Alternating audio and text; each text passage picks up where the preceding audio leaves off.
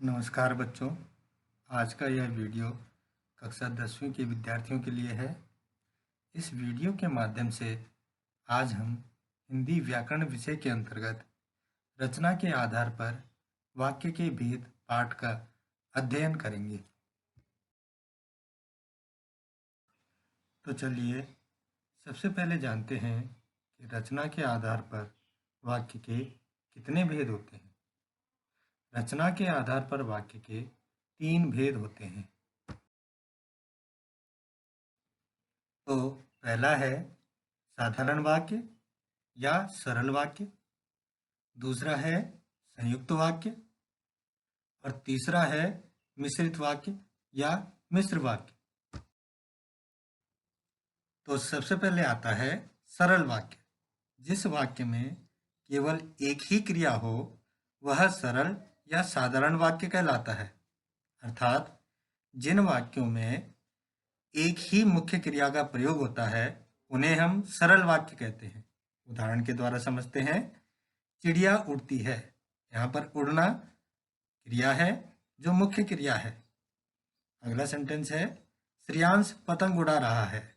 यहाँ पर उड़ाना क्रिया है। अगला है गाय घास चरती है। तो चरना यहाँ पर क्रिया है। तो इन वाक्यों में एक मुख्य क्रिया का प्रयोग किया गया है, अतः ये सरल वाक्य हैं। दूसरा है संयुक्त वाक्य। जब दो या दो से अधिक सरल या साधारण वाक्य किसी समानाधिकरण योजक शब्द के द्वारा जुड़े होते हैं तो वह संयुक्त वाक्य कहलाता है। समानाधिकरण योजक शब्द वे शब्द होते हैं जो दो स्वतंत्र उपवाक्यों को जोड़ने का कार्य करते हैं।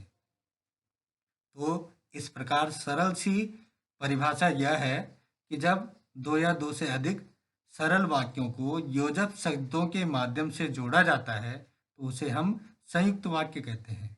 ये योजक शब्द कौन कौन से हो सकते हैं? और, एवं, तथा, या, वा, अथवा, लेकिन, किंतु, परंतु इन शब्दों के माध्यम से वाक्य जुड़े होते हैं। उदाहरणों के माध्यम से और अच्छे से जानते हैं। पहला उदाहरण है चंदन खेल कर आया और सो गया। यहाँ पर चंदन खेल कर आया पहला स्वतंत्र उपवाक्य है और सो गया दूसरा स्वतंत्र उपवाक्य है, और इन दोनों स्वतंत्र उपवाक्यों को और योजक शब्द के द्वारा जोड़ा गया है।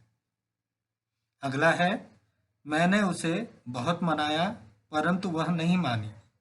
इसमें पहला उपवाक्य है मैंने उसे बहुत मनाया और दूसरा उपवाक्य है वह नहीं मानी, और ये दोनों जो उपवाक्य हैं स्वतंत्र उपवाक्य हैं और ये दोनों के दोनों स्वतंत्र उपवाक्य परंतु योजक शब्द के द्वारा जोड़े गए हैं। तीसरा आता है मिश्र वाक्य। जब दो या दो से अधिक सरल या संयुक्त वाक्य किसी व्यधिकरण योजक शब्द के द्वारा जुड़े होते हैं तो वह मिश्र या मिश्रित वाक्य कहलाता है। व्यधिकरण योजक शब्द क्या होते हैं पहले इसको जान लेते हैं। व्यधिकरण योजक शब्द वे शब्द होते हैं जो शब्द प्रधान एवं आश्रित उपवाक्यों को जोड़ने का कार्य करते हैं। ऐसे शब्दों को व्यधिकरण योजक शब्द कहते हैं। ये योजक शब्द कौन कौन से हो सकते हैं देखेंगे। यदि, तो, जैसा, वैसा, क्योंकि, इसलिए, यद्यपि, तथापि, कि, ये सारे के सारे जो शब्द हैं ये व्यधिकरण योजक शब्द हैं, और ये जो दो उपवाक्य हैं ये इन्हीं योजक शब्दों के द्वारा जुड़े होते हैं। चलिए उदाहरण के माध्यम से समझते हैं। पहला उदाहरण है यदि अधिक दौड़ोगे तो थक जाओगे। यहाँ पर दो उपवाक्य हैं। पहला है यदि अधिक दौड़ोगे और दूसरा है थक जाओगे। ये दोनों के दोनों जो उपवाक्य हैं तो योजक शब्द के द्वारा जोड़े गए हैं। अगला उदाहरण देखते हैं। यद्यपि मैंने उसे बहुत मनाया तथापि वह नहीं माना। इसमें पहला उपवाक्य है मैंने उसे बहुत मनाया और दूसरा उपवाक्य है वह नहीं माना। इन दोनों वाक्यों को जोड़ने के लिए यद्यपि तथा तथापि दोनों योजक शब्दों का प्रयोग किया गया है। तो कहने का मतलब यह है कि जहाँ पर दो उपवाक्यों को जोड़ने के लिए इन योजक शब्दों का प्रयोग किया जाएगा वहाँ पर मिश्र वाक्य होगा। मिश्र वाक्य में अगर हम उपवाक्यों की बात करें तो मिश्र वाक्य में दो उपवाक्य होते हैं, पहला प्रधान उपवाक्य और दूसरा आश्रित उपवाक्य। चलिए अब यह जानते हैं कि प्रधान उपवाक्य क्या होता है। जिस वाक्य में जो उपवाक्य स्वतंत्र होता है एवं उसकी क्रिया मुख्य होती है वह मुख्य या प्रधान उपवाक्य कहलाता है।